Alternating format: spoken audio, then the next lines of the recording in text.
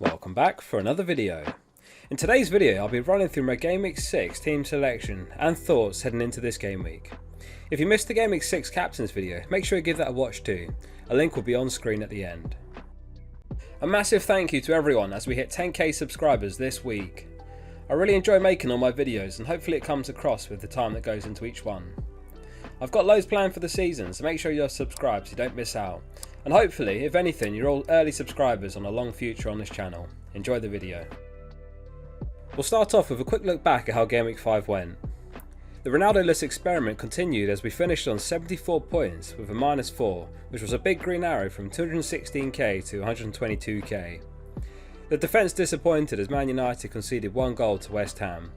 However, it was a Benrahma goal, so a net gain of 4 points from that, including his bonus. Brighton conceded a single goal in an impressive 2-1 win against Leicester. However, Sanchez was booked late in the game for time wasting. The biggest shock was Trent not making the squad due to a reported illness. We'll keep a close eye on this one in the hopes that he's back for Game Week 6. Ayling came off the bench for him, who got 2 points in the 1-1 draw against Newcastle.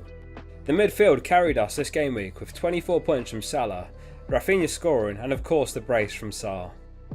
I always measure the success of transfers longer term, and although Sarr blanked for us last game week in his first match, he did fantastic against Norwich and they look like a real team to target this season. In Game Week 5, Norwich had the worst expected goals conceded on 2.46 and a second worst after Newcastle for the season, who have both given up 17 big chances.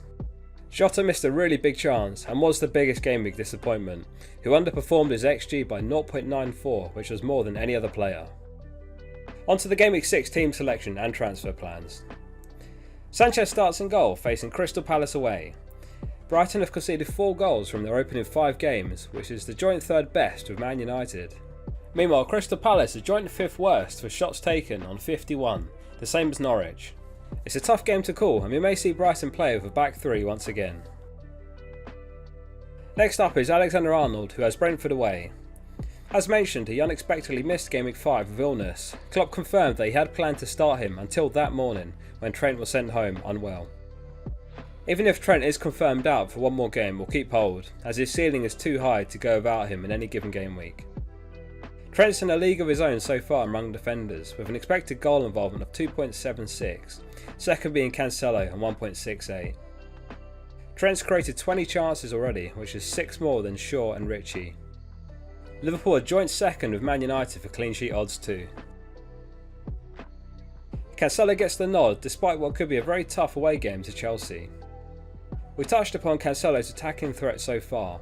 He's another player with the quality to get you points even without a clean sheet. That said, Man City have kept 4 consecutive clean sheets in the league now and are best for XG conceded on 2.61 from 5 games. Another ridiculous statistic is that over those 5 games they've played, they've only given up 2 big chances. With Mendy suspended and Zinchenko carrying a knock, Cancelo looks about as nailed as he can possibly be right now. Man United are the other team tied for clean sheet odds with Liverpool, and Luke Shaw completes the defence. Although Shaw's been quite disappointing so far, big man Bakker shared a good observation, which was that from Game Week 1 to 3, Shaw was 19th for crosses, but since Ronaldo joining Man United he's ranked 1st. A small sample size, but very likely a tweak to his tactical responsibility with Ronaldo in mind, and if we're lucky we'll hope for an attacking return and a possible clean sheet against Villa. MICHAIL has already risen 0.1 since his brace against Norwich, and there's more good fixtures on the horizon where we'll hope for more of the same. Sarr registered 4 big chances against Norwich, which tells me that he could have had more, but also that Norwich continue to be the team to target. There's a reasonable chance that Sarr is also on penalty duties for Watford, which is another appealing trait of his. He faces Newcastle, who are rock bottom for XG conceded on 11.95, and they haven't shown any sign of improving yet. Salah gets the captaincy in Game Week 6. He faces Brentford, who have surprised many of us with their strong start to the season, picking up 3 clean sheets from 5. Brentford are also second for expected goals, so it may be a tough game for Liverpool, but they'll be expected to walk away with 3 points. As mentioned in the captain's video, you could argue that Brentford haven't truly been tested yet, with their last 4 matches being Wolves, Brighton, Aston Villa and Crystal Palace. Liverpool are top for XG this season on 13.45 from their opening 5 games and have taken the most shots with 125, which is 25 more than Man City. 90 of those shots have been inside the box, which is also a massive 25 ahead of Man City's 65. Salah is top for predicted points in Game Week 6, and if there was ever a game week we need to count on him, it's this one. More on that later. Diogo Jota was the biggest XG underperformer in Game Week 6, finishing the game with an expected goals of 0.94 but failed to score, including a big chance that he really should have converted. Firmino was spotted back in training but didn't make the League Cup squad against Norwich, so everything points towards another Jota start. Despite his underperformance, it's clear that he's still great value based on Liverpool's stats so far.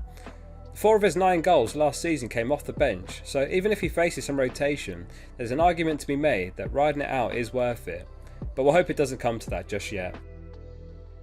Rafinha is another flagged player we're monitoring closely. He came off after 66 minutes against Newcastle. However, he got his goal in that time and picked up a bonus point. He has a reported hip injury, so we'll keep a close eye on the press conferences too.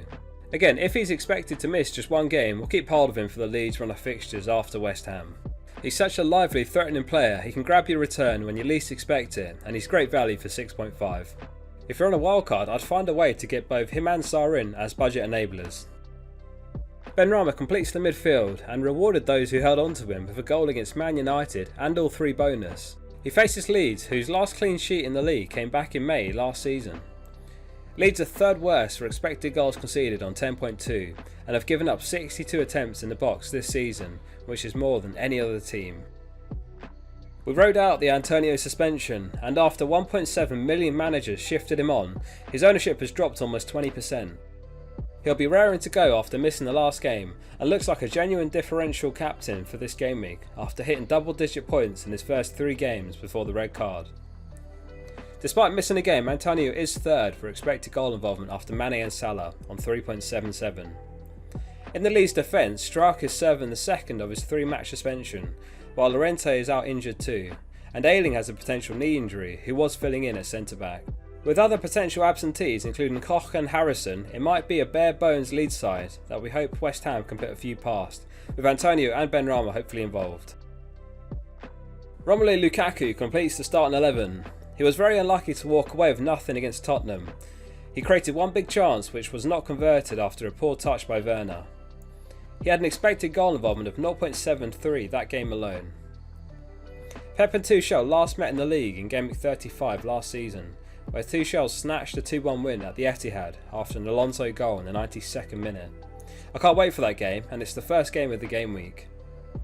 However, Man United also play at the same time to kick off Game Week 6, and it's going to be a nerve-wracking game week not owning Ronaldo, who may end up with the highest effective ownership of the game week. The hope is that the rest of the team can make up for it if he does do damage against Villa. The bench is still Veltman, Ayling and Scarlett. In terms of transfer plans, the intention is to roll it into Game Week 7, as there's no immediately pressing moves required, and Veltman is a reasonable option off the bench if we need to call upon him. Let me know in the comments what your plan is for Game Week 6. I'll read every comment, so drop one below if you enjoyed the video. If you missed the Game Week 6 Captains video, a link to that is on screen now too. Lastly, please remember to like the video and hit subscribe to support the channel.